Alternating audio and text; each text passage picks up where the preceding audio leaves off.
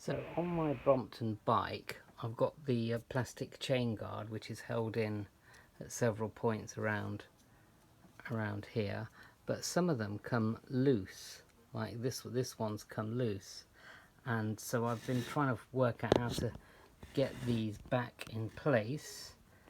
And if I see if I can demonstrate how I figured out how to do it.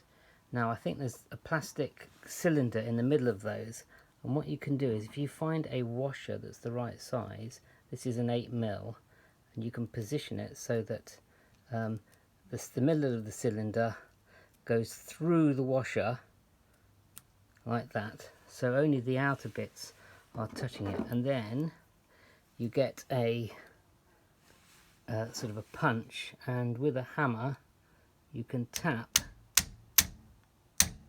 the plastic inner all the way through. That is coming out now, so it should come out the other side. Right, I'll come out the other side like that.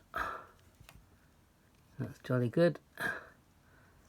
And then I've got some, there it is, that's the inner. It's got circular one and flat on the other side, so you can now remove that, give it a bit of a clean in there, so that there's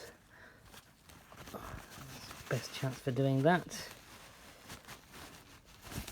And then all you have to do is push those legs inside the hole, get your plastic cylinder and put it back in, make sure it's all actually in, and then you should be able to tap it through. Obviously you're not, it's easier when you actually, there you go. So that's now nice and tight, and here's another one that I prepared earlier. It just needs whacking down. Cool. So that is now the Brompton Chainguard fitted correctly. Hooray!